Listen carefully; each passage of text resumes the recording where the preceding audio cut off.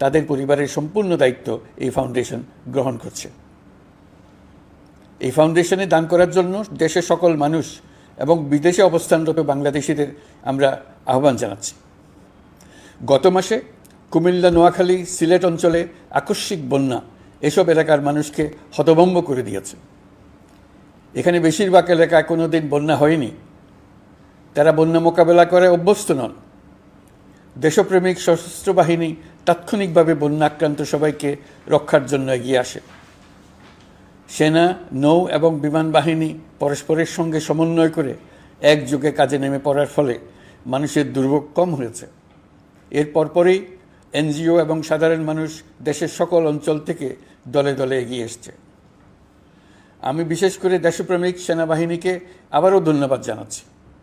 দেশের সকল দুর্যোগকালে তারা সবসময় আন্তরিকভাবে এগিয়ে এসছে। বিশেষ করে বন্যা ও শান্তি শৃঙ্খলা রক্ষার কাজে তাদের সৈনিক এবং অফিসাররা দিনের পর দিন যেভাবে দায়িত্ব পালন করেছে তার কোনো তুলনা হয় না। জনজীবনে স্বস্তি ও আত্মবিশ্বাস প্রতিষ্ঠায় তাদের ভূমিকা অনন্য। বাংলাদেশ সশস্ত্র বাহিনীর সকল সদস্যকে আমি ধন্যবাদ জানাই তাদের সততা, ত্যাগ ও অসীম দেশপ্রেমের জন্য। দেশের স্বাধীনতা সংগ্রাম থেকে শুরু করে বন্যা, খরা, ঝড়, বৃষ্টি, ঘূর্ণিঝড়, সকল প্রাকৃতিক দুর্যোগে আপনারা সকলের শেষ ভরসার স্থান। দেশের প্রতিটি ক্রান্তি লগ্নে আপনারা দেশের মানুষের পাশে থেকেছেন। দেশের স্বাধীনতার পক্ষে, সার্বভৌমত্বের পক্ষে অবস্থান নিয়েছেন। দেশ গঠনে আপনারা সবার আগে এগিয়ে এসছেন। বিগত জুলাই হতে শুরু হওয়া গণ অভ্যুত্থান, বন্যা, নিরাপত্তা প্রদান, অস্ত্র উদ্ধার সহ সকল কার্যক্রমে আপনারা সফলভাবে দিনরাত কাজ করে যাচ্ছেন। সরকার ও জনগণের পক্ষ থেকে আমি আপনাদের প্রতি কৃতজ্ঞতা জানাচ্ছি। বন্যা আমাদের জনজীবনে আরেকটি দিক উন্মোচন করল। দেশের সকল জায়গায় মানুষের সক্রিয় সহানুভূতির জোয়ার উঠেছিল অবিশ্বাস্য মাত্রায়। ব্যবসায়ী, অর্থবান ব্যক্তিরা যেমন তাদের অর্থ নিয়ে স্বতঃস্ফূর্তভাবে এগিয়ে এসেছিল, তেমনি দেশের বিভিন্ন প্রান্তের সাধারণ মানুষ, স্কুল, কলেজ, বিশ্ববিদ্যালয়ের ছেলেমেয়েরা জোয়ারের ঢলের মতো যার যার সামর্থ্য নিয়ে এগিয়ে এসছে। অনেকেই ছুটে গেছে বন্যার্তদের সহযোগিতা করার জন্য। এনজিওরা বিভিন্ন জায়গা থেকে ছুটে গেছে তাদের সহায়তা নিয়ে। তাদের কাজে অনুপ্রাণিত হয়ে আমি এনজিও নেতাদের সঙ্গে বৈঠক করেছি কিভাবে সরকার তাদের কাজের সঙ্গে সরকারের উদ্যোগকে সমন্বিত করতে পারে, সেটার কাঠামো তৈরি করে দেওয়ার জন্য। বন্যা এখন চলে গেছে, কিন্তু পুনর্বাসনের কঠিন কাজ আমাদের সামনে রয়ে গেছে। সকলের সহযোগিতায় আমরা পুনর্বাসনের কাজটি সফলভাবে সমাধান করতে চাই। আইন শৃঙ্খলা পরিস্থিতির উন্নতির জন্য আমরা দিনরাত পরিশ্রম করে যাচ্ছি। যে সমস্ত ভাই বোনেরা তাদের গত 16 বছরের বেদনা জানিয়ে তার প্রতিকার পাওয়ার জন্য আমার অফিস এবং সচিবালয়ের অফিসসমূহের সামনে প্রতিদিন ঘেরাও কর্মসূচি দিয়ে আমাদের কাজকর্ম ব্যাহত করছিলেন, তারা আমার আহ্বানে সাড়া দিয়ে ঘেরাও কর্মসূচির থেকে বিরত হয়েছেন বটে, তবে অন্যত্র আবার তারা তাদের কর্মসূচি দিয়ে যাতায়াতে ব্যাঘাত সৃষ্টি করছেন। আমি কথা দিচ্ছি, আপনাদের ন্যায্য আবেদনের কথা আমরা ভুলে যাব না। আমরা সকল অন্যায়ের প্রতিকারের জন্য প্রতিশ্রুতিবদ্ধ। আমরা আমাদের দায়িত্বকালে যথাসম্ভব সব সমস্যার সমাধানের চেষ্টা করব। আমি আবারও অনুরোধ করছি, আপনারা যাতায়াতে ব্যাঘাত সৃষ্টি থেকে বিরত থাকুন। জাতি আপনাদের প্রতি কৃতজ্ঞ থাকবে।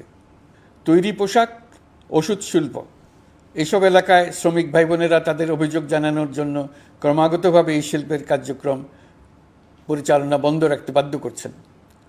এটা আমাদের অর্থনীতিতে যে নেতিবাচক প্রভাব ফেলবে সেটা মোটেই কাম্য নয়। এমনিতেই ছাত্র শ্রমিক জনতার বিপ্লবের পর যে অর্থনীতি আমরা পেয়েছি সেটা নিয়মনীতিবিহীন, দ্রুত ক্ষীয়মান একটা অর্থনীতি। প্রাতিষ্ঠানিক কাঠামো প্রায় ধ্বংসপ্রাপ্ত। বৈদেশিক মুদ্রার রিজার্ভ তলানিতে গিয়ে ঠেকেছে। আমরা এই অর্থনীতিতে প্রাণ সঞ্চারের চেষ্টা করছি, আমাদের উদ্যোগে সাড়াও পাচ্ছি। ঠিক এই সময়ে আমাদের শিল্প কারখানাগুলো বন্ধ হয়ে যাক, অকার্যকর হয়ে যাক, এটা আমাদের অর্থনীতিতে বিরাট আঘাত পড়বে। সেটা কিছুতেই আমাদের কাম্য হতে পারে না। শ্রমিক ভাই বোনদের অনেক দুঃখ আছে, কিন্তু সেই দুঃখ প্রকাশ করতে গিয়ে আপনাদের মূল জীবিকা বন্ধ হওয়ার উপক্রম হলে সেটা ঠিক হবে না। দেশের অর্থনীতি ধ্বংসপ্রাপ্ত হলে সেটা ঠিক হবে না। শ্রমিক মালিক উভয়ের পক্ষে আলোচনা করে এইসব সমস্যার সমাধান আমরা অবশ্যই বের করব। আপনারা কারখানা খোলা রাখুন, অর্থনীতির চাকা সচল রাখুন, দেশের অর্থনীতিকে সোজা হয়ে দাঁড়াতে দিন। আমরা আপনাদের সমস্যার স্থায়ী সমাধান বের করার জন্য সর্বশক্তি প্রয়োগ করব।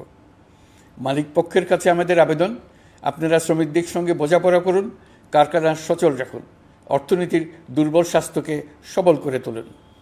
ওষুধ শিল্প এবং তৈরি পোশাক শিল্প দেশের গৌরব। এর মাধ্যমে আমাদের শ্রমিক ভাই বোনেরা তাদের কর্মকুশলতা বিশ্বকে মুগ্ধ করেছে। এর সাফল্য এখন থমকে আছে। আমরা এই দুই শিল্পকে তাদের সম্ভাব্য শীর্ষে নিয়ে যেতে চাই। দুর্বল করার তো প্রশ্নই ওঠে না। এই দুই শিল্পের কোথায় কোথায় বাধা আছে, সমস্যা আছে, সেগুলো চিহ্নিত করে তাকে বাধামুক্ত করতে চাই। আমরা বিদেশি ক্রেতাদের একত্রিত করে তাদের সহযোগিতা চাইব, যেন বাংলাদেশের এই শিল্প দুটি বিশ্বের অন্যান্য দেশের চাইতে বেশি আস্থাযোগ্য হয়ে গড়ে উঠতে পারে। সব কিছুই সম্ভব যদি আমরা শ্রমিক মালিক সম্পর্কটা একটা নির্ভরযোগ্য, আনন্দদায়ক করে গড়ে তুলতে পারি। আমাদের সরকারের প্রথম মাস কাটল। দ্বিতীয় মাস থেকে আমরা নতুন বাংলাদেশ গড়ার ভিত্তি হিসেবে নতুন শ্রমিক মালিক সম্পর্কের সূচনা করতে চাই। এটা দেশের সবার কাম্য। দেশের নতুন প্রজন্ম নির্ভয়ে যেন তাদের ভবিষ্যৎ নিয়ে এগিয়ে যেতে পারে, আমরা সেই লক্ষ্যে কাজ করছি। আমাদের দায়িত্ব অনেক। ন্যায়ভিত্তিক একটা সমাজ গড়ে তোলার জন্য একসাথে অনেকগুলো কাজ আমাদের হাত দিতে হবে। 1 জুলাই থেকে 5 আগস্ট পর্যন্ত ছাত্র জনতার গণ আন্দোলনকে দমন করতে যেসব ফৌজদারি মামলা দায়ের করা হয়েছিল, এর মধ্যে হত্যা মামলা ছাড়া বাকি প্রায় সকল মামলা প্রত্যাহার করা হয়েছে। এসব মামলায় গ্রেফতারকৃত সকলে মুক্তি পেয়েছে। দায়িত্ব গ্রহণের শুরুতেই অন্তর্বর্তীকালীন সরকার বিচার বিভাগের বড় সংস্কারের কাজে হাত দিয়েছে। যোগ্যতম ব্যক্তিকে প্রধান বিচারপতি নিয়োগ দেওয়াতে মানুষের মনে নতুন আশার সঞ্চার হয়েছে। আপিল বিভাগের বিচারপতি নিয়োগ, অ্যাটর্নি জেনারেল নিয়োগ এবং অন্যান্য নিয়োগগুলি অতি গুরুত্বপূর্ণ নিয়োগ, যেগুলো সবকটাই সম্পন্ন হয়েছে। সন্ত্রাস দমন আইন ও ডিজিটাল সাইবার নিরাপত্তা আইনে দায়েরকৃত মিথ্যা হয়রানিমূলক মামলাগুলো প্রত্যাহার করা হচ্ছে। সাইবার নিরাপত্তা আইন সহ বাংলাদেশে বিদ্যমান সকল কালো আইনের তালিকা করা হয়েছে। অতি সত্বর এই সকল কালো আইন বাতিল ও প্রযোজ্য ক্ষেত্রে সংশোধন করা হবে। সাংবাদিক সাগর রনি হত্যাকাণ্ড সহ বহুল আলোচিত 5টি হত্যাকাণ্ডের তদন্ত ও বিচার অগ্রাধিকার ভিত্তিতে ও দ্রুততম সময়ে নিষ্পত্তির জন্য সহায়তা প্রদান করা হচ্ছে। সম্প্রতি আমরা বলপূর্বক গুম থেকে সকল ব্যক্তির সুরক্ষার জন্য আন্তর্জাতিক কনভেনশনের সনদে স্বাক্ষর করেছি। ফলে স্বৈরাচার দ্বারা প্রতিষ্ঠিত গুম সংস্কৃতির সমাপ্তি ঘটানোর জন্য আন্তর্জাতিকভাবে আমরা প্রতিজ্ঞাবদ্ধ হলাম। এছাড়া আমরা ফেসিবাদ শাসনের 15 বছরে গুমের প্রতিটি ঘটনা তদন্ত করার জন্য পৃথক একটা কমিশন গঠন করছি।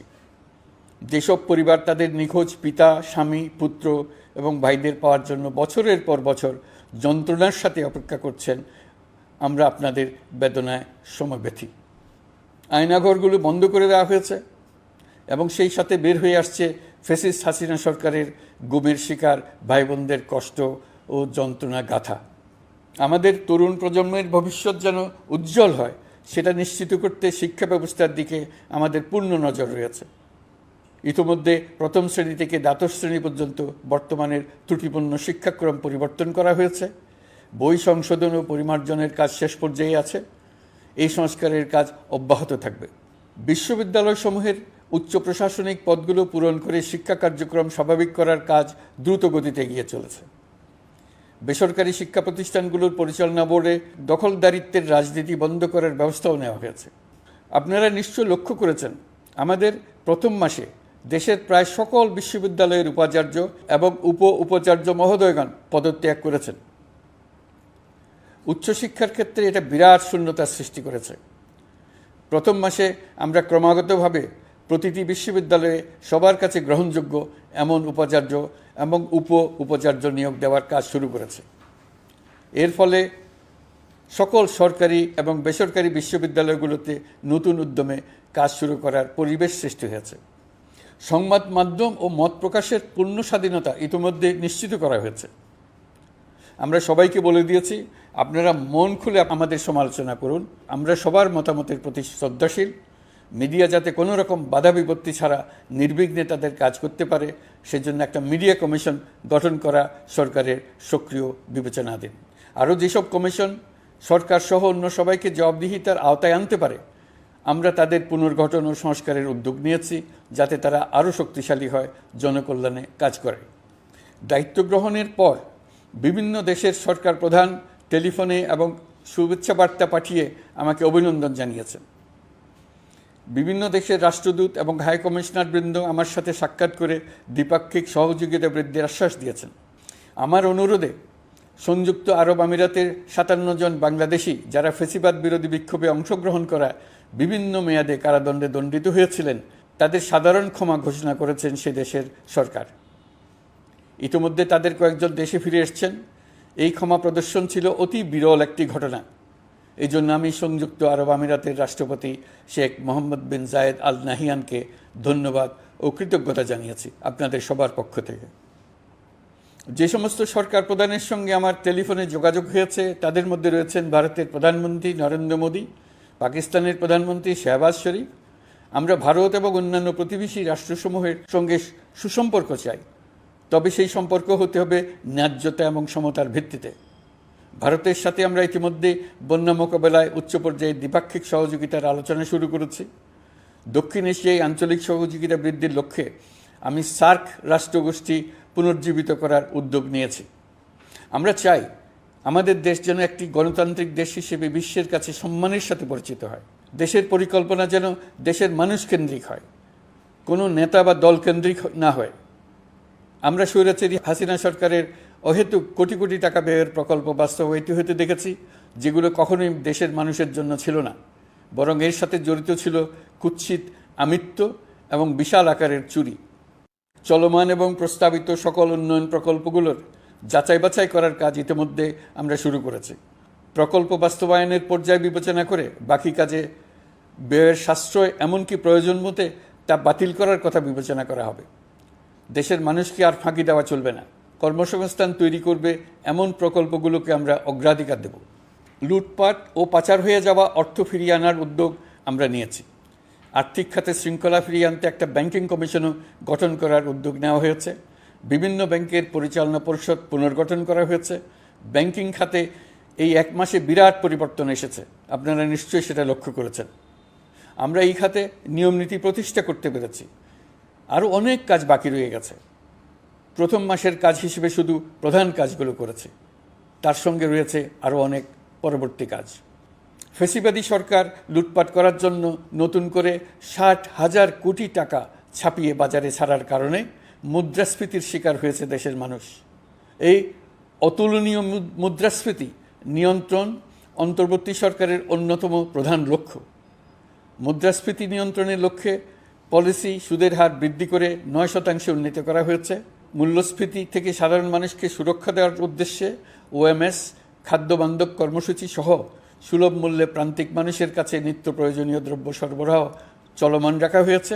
মূল্যস্ফীতি মোকাবেলায় চলতি অর্থ বছরে চাল ও গম আমদানির জন্য 5,800 কোটি টাকা, আভ্যন্তরীণ সংগ্রহের জন্য 8,900 কোটি টাকা এবং খাদ্য ভর্তুকির 3টি প্রোগ্রামের জন্য 7,360 কোটি টাকা বরাদ্দ রাখা হয়েছে। বিভিন্ন স্টেক হোল্ডারের সাথে সভা করে মূল্যস্ফীতি নিয়ন্ত্রণের করণীয়সমূহ চিহ্নিত করা হয়েছে। পরিচালন ও উন্নয়ন ব্যয় যৌক্তিক পরিমাণে হ্রাস করার জন্য কার্যক্রম গ্রহণ করা হয়েছে। কৃষিপণ্য উৎপাদনের জন্য সার আমদানির ক্ষেত্রে প্রয়োজনীয় বৈদেশিক মুদ্রার সরবরাহ নিশ্চিত করার পদক্ষেপ নেওয়া হয়েছে। প্রকৃত চাষিগণ যাতে কৃষি ঋণ পেয়ে থাকেন তা নিশ্চিত করার উদ্যোগ নেওয়ার পাশাপাশি কৃষি ঋণের পরিমাণ বৃদ্ধি করা হয়েছে। মার্কিন ডলারের বিপরীতে টাকার বিনিময় হার স্থিতিশীল রাখার লক্ষ্যে বৈদেশিক মুদ্রার বিনিময় হারকে বাজারভিত্তিক করা হয়েছে। কালো টাকা সাদা করার অনৈতিক অনুমতি বাতিল করা হয়েছে। বৈদেশিক মুদ্রার রিজার্ভ বৃদ্ধি করতে বিভিন্ন উন্নয়ন সহযোগীদের কাছ থেকে বাজেট সাপোর্ট চাওয়া হয়েছে। আন্তর্জাতিক মুদ্রা তহবিল থেকে অতিরিক্ত 3 বিলিয়ন মার্কিন ডলার, বিশ্বব্যাংক থেকে অতিরিক্ত 1 বিলিয়ন ডলার, জাইকা থেকে অতিরিক্ত 1 বিলিয়ন মার্কিন ডলার প্রদানের অনুরোধ করা হয়েছে।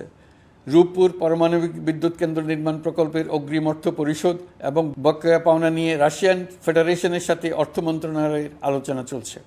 পাইপলাইনে থাকা 48 বিলিয়ন মার্কিন ডলার বৈদেশিক সহায়তা ব্যবহারের উদ্যোগ নেওয়া হয়েছে। মেগা প্রকল্পের নামে লুটপাট বন্ধের পাশাপাশি স্বাস্থ্য ও শিক্ষা খাতে বরাদ্দ বৃদ্ধির পরিকল্পনা গ্রহণ করা হয়েছে। বৈদেশিক মুদ্রার রিজার্ভের উপর চাপ কমানোর লক্ষ্যে রাশিয়া এবং চীন থেকে প্রাপ্ত ঋণের সুদের হার কমানো এবং ঋণের মেয়াদ বৃদ্ধির জন্য অনুরোধ জানানো হয়েছে। সকল উন্নয়ন সহযোগীদের সাথে সম্পর্ক আরও নিবিড় করার উদ্যোগ নেওয়া হয়েছে। সকল অর্থনৈতিক সূচক এবং পরিসংখ্যানের প্রকৃত মান বা সংখ্যা প্রকাশের জন্য নির্দেশনা প্রদান করা হয়েছে। জিডিপি, মূল্যস্ফীতি ইত্যাদি সঠিক উপাত্ত সংগ্রহ, প্রাক্কলন ও প্রকাশের জন্য নির্দেশনা দেওয়া হয়েছে। জাতীয় রাজস্ব বোর্ড এবং অর্থ বিভাগের রাজস্ব আয় সম্পর্কিত উপাত্তের মধ্যে পার্থক্য নিরসনে উদ্যোগ নেওয়া হয়েছে। প্রকৃত রপ্তানি আয় নিরূপণ এবং প্রকাশের নির্দেশনা দেওয়া হয়েছে। জাতীয় রাজস্ব বোর্ডের অটোমাইজেশনের লক্ষ্যে পরিকল্পনা গ্রহণ করা হয়েছে। পুঁজিবাজারকে স্বাভাবিক ধারায় ফিরিয়ে আনতে সিকিউরিটি এক্সচেঞ্জ কমিশন পুনর্গঠন করা হয়েছে। নিত্য প্রয়োজনীয় পণ্য সামগ্রী সরবরাহ স্বাভাবিক রাখার নিমিত্তে ব্যবসায়ী, শিল্প মালিক ও ব্যবসায়ী সংগঠনের সাথে সভা করা হচ্ছে এবং তাদের মতামতের ভিত্তিতে বিভিন্ন ব্যবস্থা গ্রহণ করা হচ্ছে। বিদ্যমান মজুদ ও ঘাটতি মূল্যায়ন করে ভবিষ্যৎ চাহিদা পর্যালোচনা করে স্থানীয় উৎপাদন বৃদ্ধির পাশাপাশি আমদানি পর্যায়ে বিভিন্ন জটিলতা দূরীকরণ, বন্দর ও বড় মোকামসহ পরিবহন ব্যবস্থার বিভিন্ন সমস্যা সমাধানে সংশ্লিষ্ট সকল মন্ত্রণালয়, দপ্তর, বিভাগকে প্রয়োজনীয় নির্দেশ দেওয়া হয়েছে। এই জন্য তেল, চিনি, ডিম ও মাংস উৎপাদনকারী বৃহৎ প্রতিষ্ঠানসমূহের সাথে সভা ও মতবিনিময় করা হচ্ছে। নিত্য প্রয়োজনীয় কিছু দ্রব্যাদি যেমন পেঁয়াজ, আলু এসবের দাম আরও কমানোর জন্য বিদ্যমান শুল্ক হার হ্রাসের বিষয়ে এনবিআরকে প্রয়োজনীয় নির্দেশনা দেওয়া হয়েছে।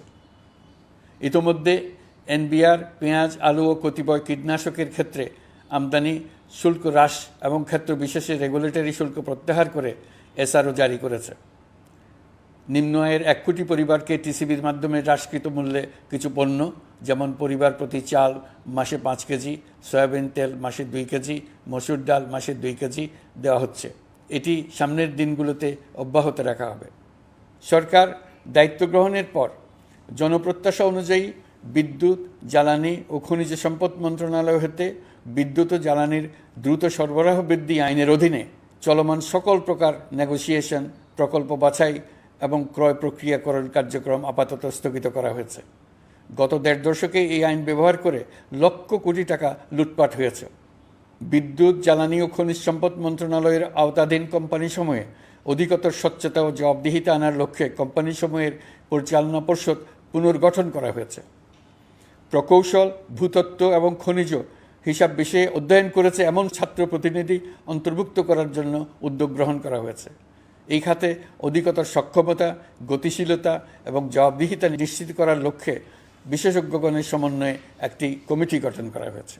জ্বালানি তেলের মূল্য জনপ্রত্যাশা অনুযায়ী সহনশীল রাখতে অকটেন ও পেট্রোলের দাম 6 টাকা, ডিজেল ও কেরোসিনের দাম 1 টাকা 25 পয়সা কমানো হয়েছে।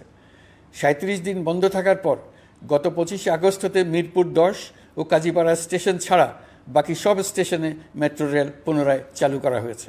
ভুয়া মুক্তিযোদ্ধাদের চিহ্নিত করার লক্ষ্যে বিশেষ করে মুক্তিযুদ্ধের সময় যাদের বয়স 12.5 বছরের কম ছিল তাদের মুক্তিযুদ্ধ তালিকা হতে বাতিলের জন্য সুপ্রিম কোর্টে লিভ টু আপিলের পদক্ষেপ গ্রহণ করা হয়েছে।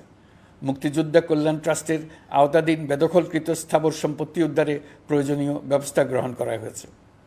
গৃহায়ন ও গণপূর্ত মন্ত্রণালয় কর্তৃক গৃহীত বরিশাল, রংপুর, ময়মনসিংহ উন্নয়ন কর্তৃপক্ষ আইন এর খসড়া তৈরির কার্যক্রম নেওয়া হয়েছে। পূর্বাচল নতুন শহর প্রকল্প, ঢাকার আশেপাশে স্যাটেলাইট সিটি নির্মাণের রোডম্যাপ চূড়ান্তকরণের উদ্যোগ নেওয়া হয়েছে। বিধি বহির্ভূত প্রদত্ত প্লট ও ফ্ল্যাটের বরাদ্দ বাতিলের উদ্যোগ নেওয়া হয়েছে। প্রিয় দেশবাসী, আপনাদের আমাদের সন্তানদের জন্য একটি গণতান্ত্রিক বাংলাদেশের রূপরেখা তৈরি করতে আমরা দৃঢ় প্রতিজ্ঞ। আর যেন আমাদের কোনো স্বৈরাচারের হাতে পড়তে না হয়। আমরা যাতে বলতে পারি আমরা একটি গণতান্ত্রিক দেশে বসবাস করি, আমরা যাতে সকলেই দাবি করতে পারি যে এই দেশটি আমাদের, আমরা সেই লক্ষ্যেই কাজ করছি। কেউ আইন নিজের হাতে তুলে নেবেন না। আইন নিজের হাতে তুলে নিয়ে কেউ সমাজে বিশৃঙ্খল পরিবেশ সৃষ্টি করলে আমরা তাকে অবশ্যই শাস্তির আওতায় নিয়ে আসব। আমরা একটি সাম্প্রদায়িক সম্প্রীতির দেশ। ধর্মীয় সম্প্রীতি বিনষ্ট হয় এমন কোনো কাজ কেউ কোনোভাবেই করবেন না। অতীতে শুধুমাত্র আওয়ামী মতাদর্শী না হওয়ার কারণে 28তম থেকে 42তম বিসিএস পর্যন্ত বিপিএসসি কর্তৃক সুপারিশকৃত অনেক প্রার্থী নিয়োগ বঞ্চিত হয়েছেন। 8ই আগস্ট পরবর্তী সময়ে এর মধ্যে এদের 259 জনকে নিয়োগ দেওয়া হয়েছে। মাঠ প্রশাসনকে জনবান্ধব এবং দুর্নীতিমুক্ত জবাবদিহিমূলকভাবে গড়ে তোলার জন্য সব ধরনের উদ্যোগ নেওয়া হয়েছে। সরকারি কর্মচারীদের বাধ্যতামূলকভাবে সম্পদ বিবরণী দাখিলের নির্দেশ দেওয়া হয়েছে এবং এটা প্রতি বছর তাদেরকে করতে হবে। ধ্বংস হয়ে পড়া একটা জনপ্রশাসনকে নিয়ে যাত্রা শুরু করেছি। মন্ত্রণালয়গুলোর উচ্চতম পদে যারা নিয়োজিত ছিলেন তারা অনেকে দায়িত্ব ছেড়ে চলে গেছেন, কিংবা পদে থাকলেও সহকর্মীদের চাপের মুখে কাজ করতে পারছিলেন না, বাধ্য হয়ে পদত্যাগ করেছেন। আর যারা 16 বছরের স্বৈরাচারী শাসনের আমলে পদত্যাগে বাধ্য হয়েছিলেন কিংবা দায়িত্ববিহীন অবস্থায় একই পদে থেকে বাধ্য হয়েছেন, তাদের সবার কথা বিবেচনা নিয়ে জনপ্রশাসনকে নতুন করে দাঁড় করানোই ছিল আমাদের প্রথম মাসে কঠিনতম সময়। আবার সকল সমস্যার সমাধান করে একটি নতুন জনপ্রশাসন কাঠামো দাঁড় করাতে পেরেছি, এটাই আমাদের প্রথম মাসের সবচাইতে বড় অর্জন। আমার বিশ্বাস এই জনপ্রশাসন জনগণের ইচ্ছা পূরণে সর্বোচ্চ অবদান রাখতে পারবে। অতি স্বল্প জনবল নিয়ে দাপ্তরিক কার্যক্রম শুরু করা হলেও প্রথম দিকে বিভিন্ন মন্ত্রণালয় ও বিভাগ থেকে পাঠানো বিবিধ প্রস্তাব দ্রুত গতিতে এবং আইনগত সমস্ত বাধ্যবাধকতা মেনে সিদ্ধান্ত নেওয়া হয়েছে। গত এক মাসে বিভিন্ন মন্ত্রণালয় ও বিভাগ 198টি অতি গুরুত্বপূর্ণ বিষয়ে সিদ্ধান্ত নিয়েছে। জনপ্রশাসনের 135 জন অতিরিক্ত সচিব, 227 জন যুগ্ম সচিব এবং 120 জন উপসচিবকে পদোন্নতি প্রদান করা হয়েছে। 59টি জেলা প্রশাসককে প্রত্যাহার করা হয়েছে এবং নতুন 59 জন জেলা প্রশাসককে নিয়োগ দেওয়া হয়েছে। 67 জন কর্মকর্তার চুক্তিভিত্তিক নিয়োগ বাতিল করা হয়েছে। 10 জন যুগ্ম সচিব, 8 জন অতিরিক্ত সচিব, 6 জন সচিবকে ওএসডি করা হয়েছে। বাংলাদেশ পুলিশের 80 জন ডিআইজি, 30 জন পুলিশ সুপার সহ 110 জনকে পদোন্নতি প্রদান করা হয়েছে। 1 জন ডিআইজি, 1 জন এডিশনাল ডিআইজি, 4 জন পুলিশ সুপারকে চাকরিতে পুনর্বহাল করা হয়েছে। আইজিপি সহ 10 জন অতিরিক্ত আইজি, 88 জন ডিআইজি, 21 জন এডিশনাল ডিআইজি, 177 জন পুলিশ সুপার সহ মোট 297 জন কর্মকর্তাকে বদলি করা হয়েছে। ছাত্র শ্রমিক জনতার বিপ্লবের মূল লক্ষ্য ছিল গণভবন। এটা ছিল স্বৈরাচারের কেন্দ্রবিন্দু। এই সরকার বিপ্লবের প্রতি সম্মান দেখিয়ে গণভবনকে বিপ্লবের জাদুঘর হিসেবে ঘোষণা দিয়েছে। ছাত্র জনতার ক্ষোভকে স্থায়ীভাবে তুলে ধরার জন্য গণভবনের আর কোনো সংস্কার করা হবে না। ছাত্র জনতার ক্ষোভের মুখে তা যে অবস্থায় দাঁড়িয়েছিল সেই অবস্থায় তাকে রাখা হবে। যেসব মূল্যবান সামগ্রী জনতা নিয়ে গিয়েছিল সেগুলো অনেক ফেরত দিয়ে গেছেন। যারা নিয়ে গিয়েছেন তারা নিজেরাই ফেরত দিয়ে গেছেন। তাদের আমরা দেশবাসীর পক্ষ থেকে ধন্যবাদ জানাচ্ছি। আরও কিছু জিনিস পাওয়া যায়নি, যারা নিয়ে গেছেন তাদের কাছে আমাদের অনুরোধ থাকবে তারা যেন এইসব সামগ্রী ফেরত দিয়ে যান। আমরা উল্লেখ করব এইসব বিক্ষুব্ধ জনতা নিয়ে গিয়েছিল, কিন্তু বিজয়ের পর তারা আবার জাদুঘরের প্রতি সম্মান দেখিয়ে এগুলো ফেরত দিয়ে গিয়েছেন। আমরা নতুন বাংলাদেশকে একটা পরিবেশ বান্ধব এবং জীববৈচিত্র্যময় দেশ হিসেবে গড়ে তোলার উদ্যোগ নিয়েছি। এটি তরুণদের আকাঙ্ক্ষা, আমাদের সবারই আকাঙ্ক্ষা। সেই লক্ষ্যে আমি প্রথমেই একটি ক্ষুদ্র পদক্ষেপ নিয়েছি। আমার বাসভবন এবং সমগ্র সচিবালয়ে প্লাস্টিকের পানির বোতল ব্যবহার নিষিদ্ধ করেছে। ইতিমধ্যে সুপার শপগুলোতে পলিথিনের শপিং ব্যাগ ব্যবহার বন্ধ করার উদ্যোগ নেওয়া হয়েছে। গত কয়েক দশকে যে পরিমাণ নদী দূষণ হয়েছে আমরা তা বন্ধ করার উদ্যোগ নিয়েছি। আমরা সংস্কার চাই, আমাদের একান্ত অনুরোধ। আমাদের উপর যে সংস্কারের গুরু দায়িত্ব দিয়েছেন সেই দায়িত্ব দিয়ে আপনারা দর্শকের গ্যালারিতে চলে যাবেন না।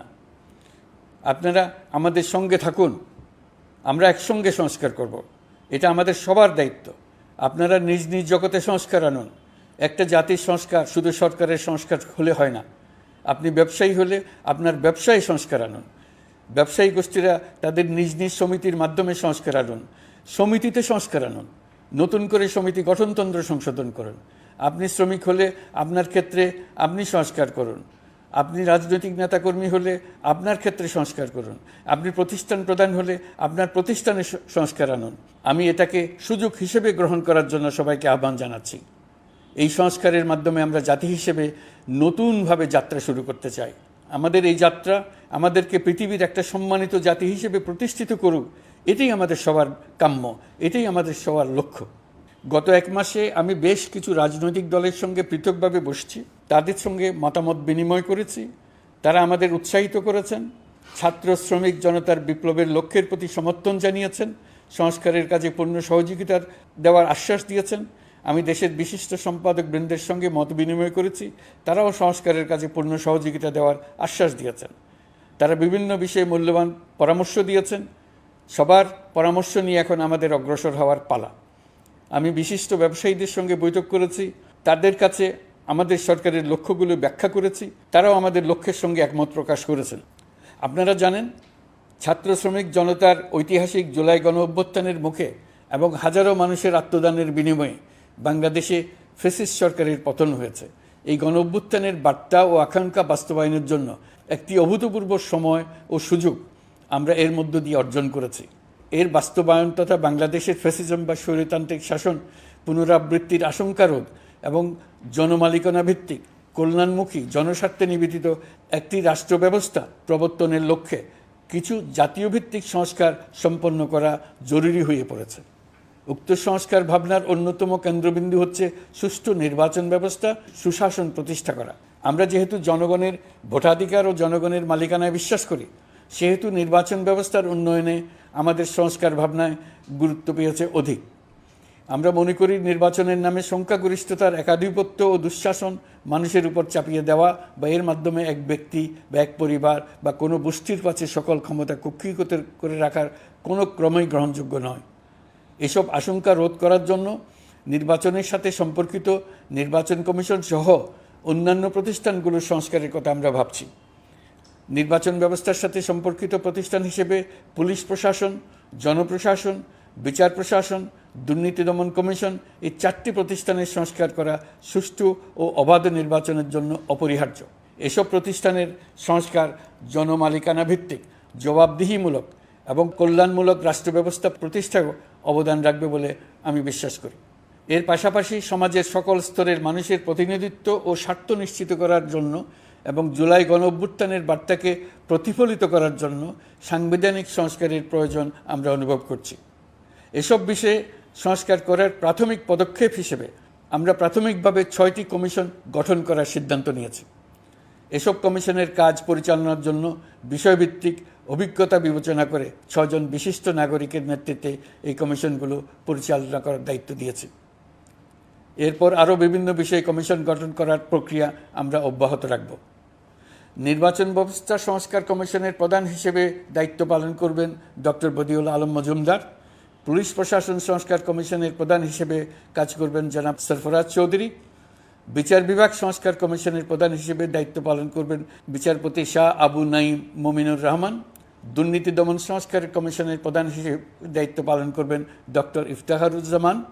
জনপ্রশাসন সংস্কার কমিশনের প্রধান হিসেবে দায়িত্ব পালন করবেন জনাব আব্দুল মুহিত চৌধুরী। সংবিধান সংস্কার কমিশনের প্রধান হিসেবে দায়িত্ব পালন করবেন ডক্টর শাহদিন মালিক। এসব কমিশনের অন্য সদস্যদের নাম কমিশন প্রধানদের সাথে আলোচনা করে ঠিক করা হবে।